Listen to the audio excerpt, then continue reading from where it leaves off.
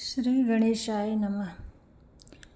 गणेश भक्त की एक रोचक कथा। महानगर के उस अंतिम बस स्टॉप पर जैसे ही कंडक्टर ने बस रोक दरवाज़ा खोला, नीचे खड़े एक देहाती बुजुर्ग ने चढ़ने के लिए हाथ बढ़ाया। एक ही हाथ से सहारा ले डगमगाते कदमों से वे बस में चढ़े, क्योंकि दूसरे हाथ में थी भगवान गणेश की एक अत्यंत मनोहर बाल मूर्ति।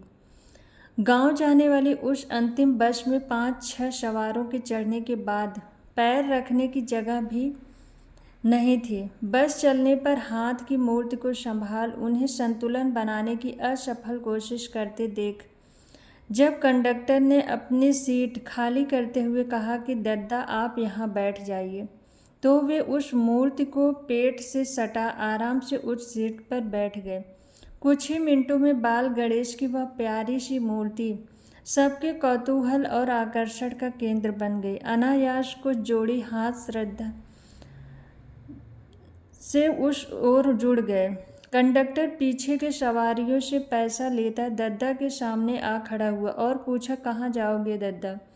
जवाब देते हुए मूर्ति को थोड़ा इधर उधर कर उन्होंने धोती की अंटी से पैसे निकालने की असफल कोशिश की।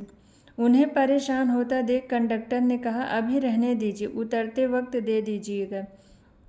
एक बार फिर दद्दा गणपति की मूर्ति को पेट से सटाकर आश्वस्त होकर बैठ गए। बस अब तेजी पकड़ चुकी थी। सबका टिकट काटकर कंडक्टर एक सीट का सहारा लेकर खड़ा हो गया और अनायास उनसे पूछ बैठा, दद्दा आपके गांव में भी तो गणेश जी की मूर्ति मिलती होगी ना? फिर इस उम्र में 2 घंटे का सफ़र और इतनी दौड़ धूप करके शहर से यह गणेश की मूर्ति क्यों ले जा रहे हैं? प्रश्न सुनकर दद्दा मुस्कुराते हुए बोले, हाँ, आजकल तो त्योहार आते ही सब तरफ दुकानें सज जाती हैं। गांव में भी मिलती हैं मूर्तियाँ, पर ऐसी नहीं। देखो यह कितनी प्यारी और जीवंत है। फिर संजीदगी से कहने लगे, यहाँ से मूर्ति ले जाने की भी एक कहानी है बेटा। दरअसल हम पति पत्नी को भगवान ने संतान सुख से वंचित रखा। सारे उपचार तंत्र मंत्र सब किए, फिर नसीब मानकर स्वीकार भी कर लिया और काम धंधे में मन लगा लिया। 15 साल पहले काम के सिलसिले में हम दोनों इसी शहर में आए थे। गणेश पूजा का त्यौहार निकट था तो मूर्ति और पूजा का सामान खरीदने यहाँ बाजार गए। अचानक पत्नी की नज़र एकदम ऐसी ही एक मूर्ति पर पड़ी और उसका मातृत्व जाग उठा। मेरा बच्चा कहते हुए उसने उस मूर्ति को सीने से लगा लिया। सालों का दर्द आंखों से बह निकला।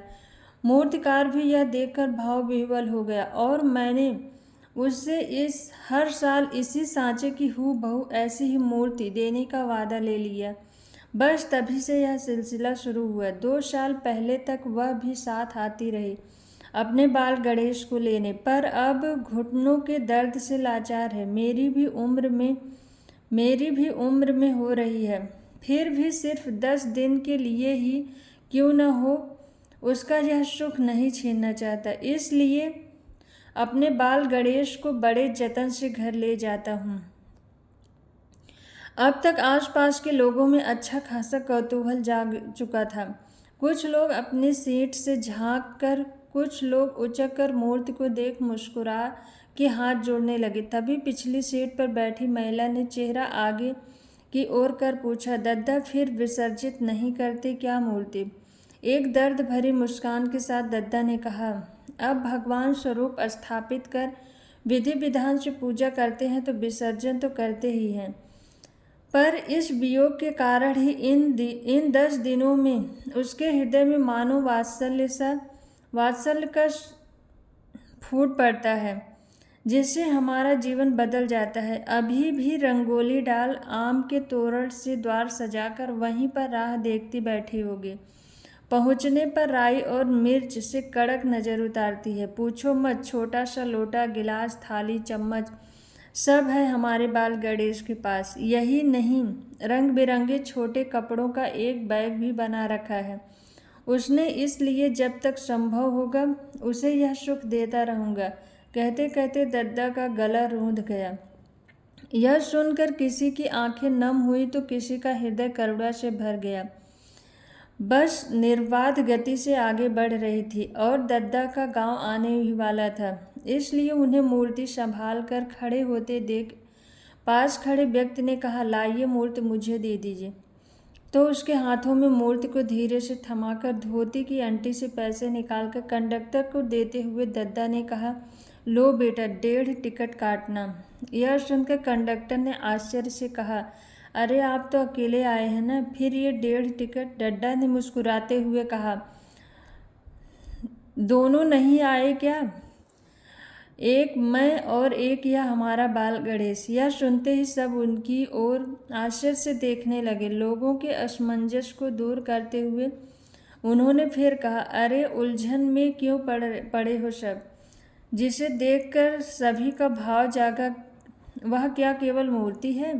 जिसे भगवान मानते हैं, प्राण प्रतिष्ठा करते हैं, वह क्या केवल मिट्टी है? अरे हमसे ज़्यादा जीवंत है वह। हम भले ही उसे भगवान मान उसे हर चीज़ मांग लेते हैं, पर उसे तो हमारा प्यार और आलिंगन ही चाहिए।